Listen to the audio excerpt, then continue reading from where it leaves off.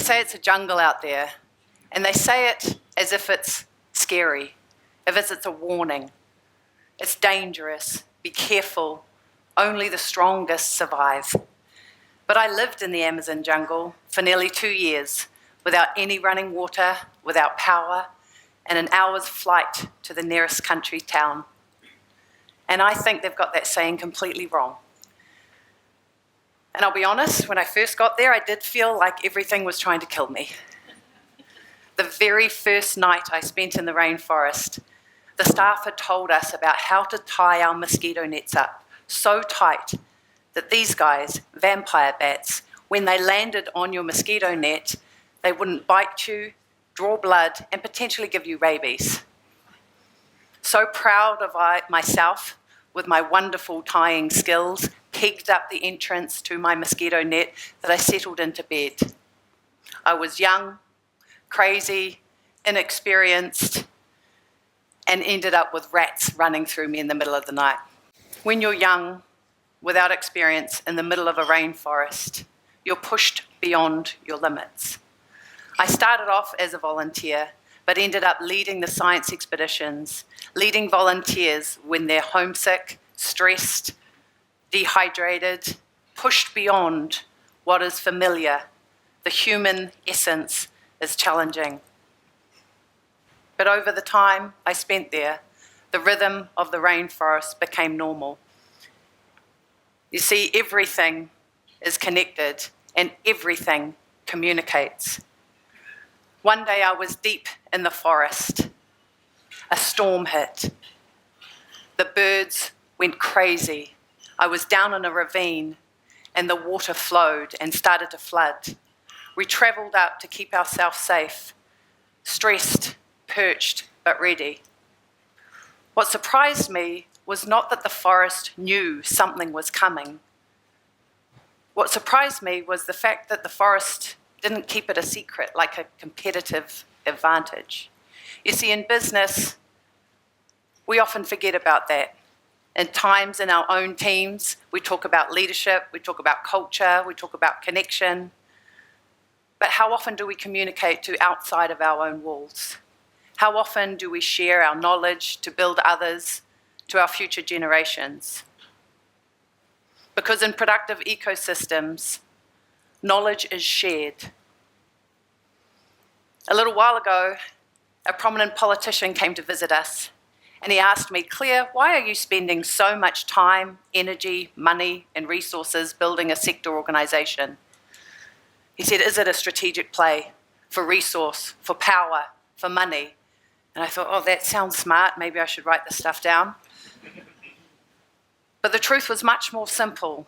There was a need. We knew if we connected a sector, we were stronger together, that a sector has to take roots before anyone can succeed. We knew that we had been handed down information, and if we could share that with others, then why wouldn't we? But that's the thing in business. We're taught that generosity, there's something always dodgy with that, right? Like, why are you giving me this information for free? And it sounds strange for many people, but I had no formal training in business when I returned home from the rainforest, sick, and met my husband, Tāne, and his intergenerational Māori-owned business. And I saw the values that I connected with in the rainforest reflected in the way that they ran their business. More recently, we've been sharing our knowledge with international enterprises, building a network across the globe. Every part of our being says that this is the right way to do things. Yet every advisor around us, every lawyer says, don't do that. Hold it, own it, control it. And I'm not sure what's worse because we're paying these people to disagree with us. But that's the beauty about diversity, because that diversity of thought builds us stronger. Because not everyone can be a big tree. The big trees of the forest are beautiful. They're magnificent. You notice them. They reach towards the canopy. They take hundreds of years, resources to grow and reach their maturity.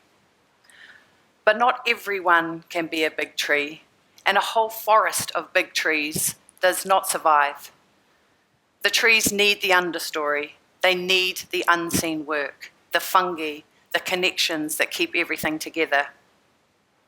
The things that you may not notice at first, but without them, the whole system would fail. When we were deep in the forest, one of the most exciting things to do was to head out into the jungle and see beautiful animals. Bright macaws, toucans, woolly monkeys, giant 8-metre anacondas. But the real work was camp duty. At camp duty, you would get up at 4 a.m, start a fire to ensure that the volunteers were fed heading out into the bush for the day. Porridge was the main meal of the morning. Then you had to carry large buckets of water back and forth from the river to filter it so that everyone had water to drink.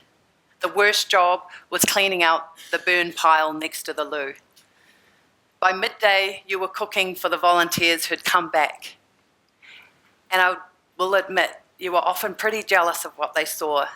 And I found this note in my diary the other day. It says, if I can keep it to stay, it hurts to write this. I'm so jealous. They saw a jaguar.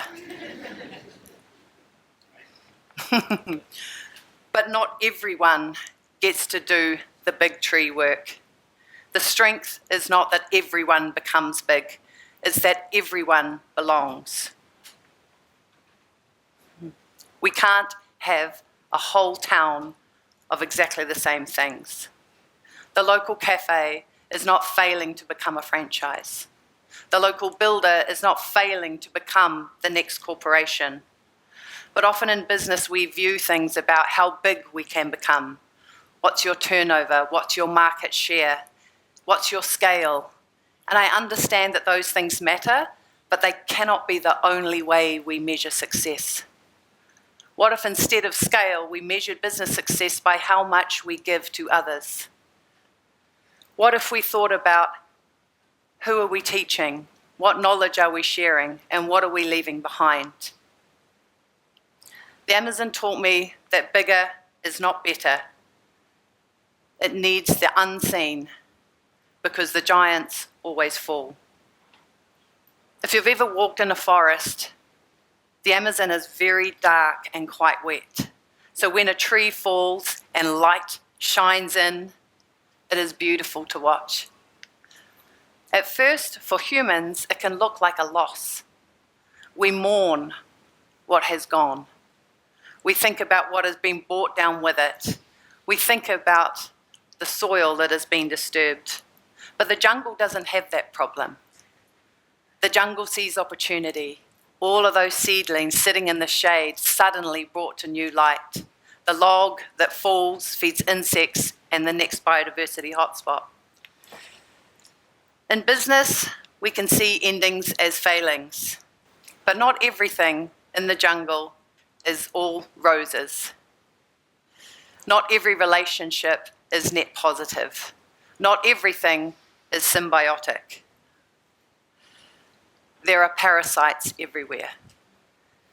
And I know that because I ended up with a very large one in my leg, a rotting hole of flesh which brought me home in the end.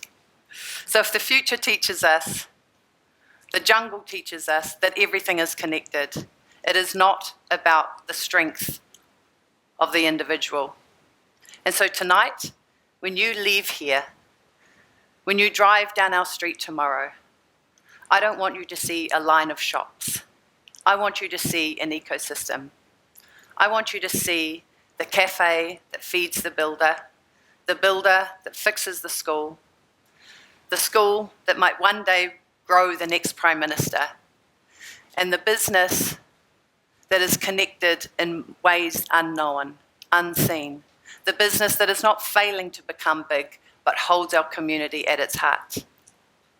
Because I believe that the future is not survival of the strongest, it's the survival of the most connected. Ngā mihi nui.